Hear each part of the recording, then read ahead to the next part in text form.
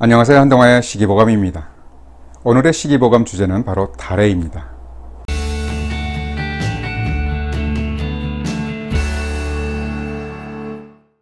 서양에서 유래한 과일 중 키위가 있습니다. 하지만 동양의 키위가 있죠. 바로 달해입니다. 달해의 다양한 효능은 키위와 비슷합니다. 그래서 키위를 먹으면서 달해의 효능을 떠올려도 무관하고, 만일 키위가 없다면 신토부리로 달해도 좋습니다. 달해는 다래나무과 식물로 한의학에서는 미우도 또는 등리라고 합니다.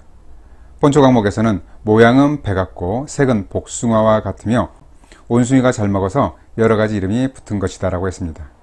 미자와 후자는 모두 온숭이를 의미하고 도자는 복숭아를 의미합니다. 등리는 넝굴에 달린 배라는 의미입니다. 달해의 성질은 서늘합니다. 본초 강목에는 달해는 맛이 시고 달며 성질은 차고 독이 없다 라고 했습니다. 이에 열증에 다용했고 소화기가 약한 경우 많이 먹으면 설사를 한다고 했습니다. 따라서 열체질이나 열증에 먹으면 좋은 과일이지만 냉체질은 주의를 요합니다. 달해는 갈증을 먹게 합니다.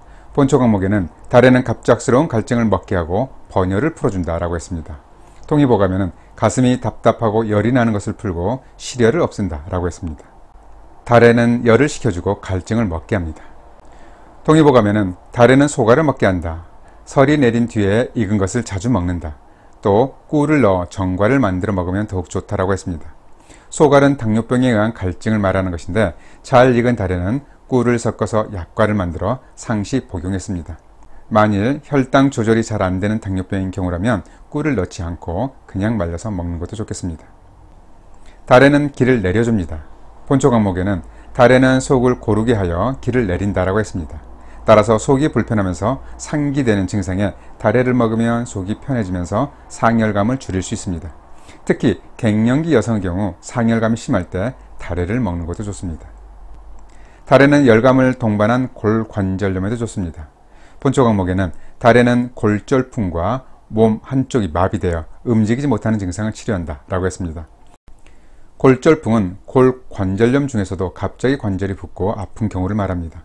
일종의 급성 염증으로, 예를 들면 통풍성 관절염이 발작을 일으켜 열감 심하고 붓고 아픈 경우에 적용될 수 있습니다. 또 몸 한쪽이 마비되는 증상은 중풍으로 인한 편마비를 의미합니다. 달해나무 덩굴도 약으로 다용했습니다. 달해 덩굴은 미우등이라고 합니다. 달해 덩굴을 잘라내면 즙이 나옵니다. 본초 강목에는 달해 덩굴의 즙은 맛이 달고 성질이 매끄럽고 차가우며 독은 없다. 열이 막혀 생긴 반이에 생강즙에 섞어 복용한다. 또한 성님을 빠져나오게 한다 라고 했습니다. 과거 허준이라는 드라마를 보면 반이가 위암이라고 나옵니다. 그래서 일반인들은 모두 반이를 위암으로 알고 있는데, 반이라고 해서 모두 위암은 아닙니다. 경학전서에는 반이라는 병증은 음식물이 위로 들어가지도 못하고 토하는 증상이나 음식물을 섭취한 후 한참의 시간이 흐른 후에 토하는 등의 증상을 의미한다 라고 했습니다. 동의보감에는 달해 덩굴의 즙은 열이 뭉쳐서 반이가 된 경우를 치료한다. 즙을 내어 생강즙과 섞어 먹는다 라고 했습니다. 생강도 구역감을 줄여주는 효과가 있습니다. 달해 덩굴즙은 위장에 작열감이 있으면서 나타나는 구토 증상에 사용됐습니다. 위암의 일부 증상은 반이증에 포함되기도 하겠지만, 그렇다고 해서 달해가 위암의 특효라고 말할 수는 없겠습니다. 성님은 요로결석을 의미합니다. 동의보감에는 달해 덩굴의 즙은 아주 미끄러워 성님을 내려보낸다. 즙을 내어 생강즙을 약간 타서 먹는다 라고 했습니다. 달해즙이 미끌거리는 성질이 있기 때문에 효과가 있다는 설명입니다. 동시에 달해는 하기작용이 강하기 때문에 모든 기운을 아래로 내려주며 동시에 요도에 걸린 돌까지 내려가게 하는 것입니다.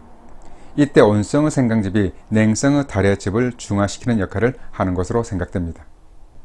꼭 달해 덩굴 즙이 아니더라도 달해 열매 자체도 도움이 됩니다. 급유방에는 달해는 성님을 배출시키고 위장을 시켜주며 열이 맺혀 생긴 반이를 치료한다고 했습니다.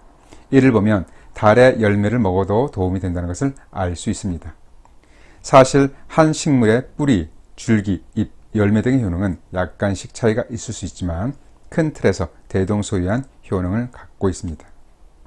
이재마의 동의수해보원에는 달해인 미우도를 군약으로 해서 만든 미우도 식장탕이란 처방이 있습니다.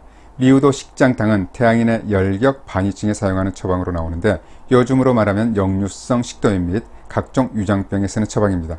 이때는 달의 덩굴 대신 다래를 사용한 것입니다. 다래는 사상 체질 중 열이 가장 많은 태양인에게 맞는 약재로 설명되고 있습니다. 한간의 키위는 식이섬유가 많아 변비의 특효라고 알려져 있습니다. 다래도 마찬가지입니다. 하지만 키위 또한 성질이 서늘하고 부작용으로 설사를 유발할 수 있습니다.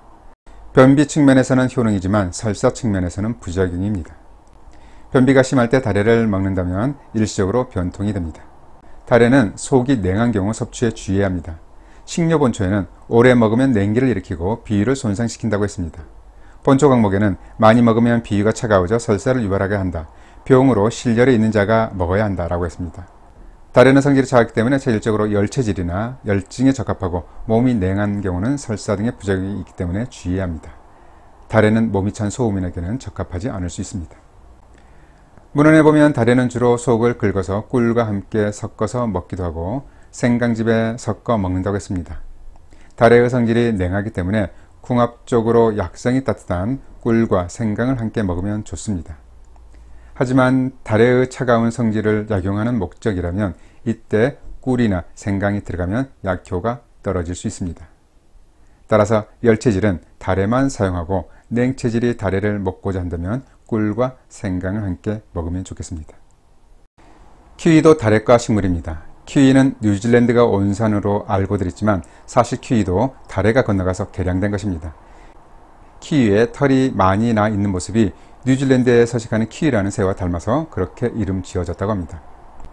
키위에는 사과의 3배나 많은 식이섬유가 들어있어 장 건강과 변비에 도움이 됩니다. 혈당 지수도 35 정도로 낮아서 당뇨병 환자들도 안심하고 먹을 수 있고 칼로리도 낮아서 다이어트에도 좋습니다.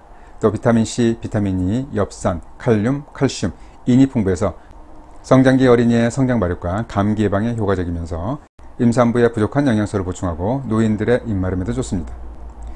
키위 대신 다래도 좋고 다래가 없으면 키위도 좋습니다. 다래와 키위의 영양분과 효능은 대동소이합니다. 다래는 키위에 비해 크기가 작고 볼품이 없지만 그래도 키위의 원조입니다. 잘 들어보셨죠? 그럼 한동안의 시기보감 마칩니다. 감사합니다.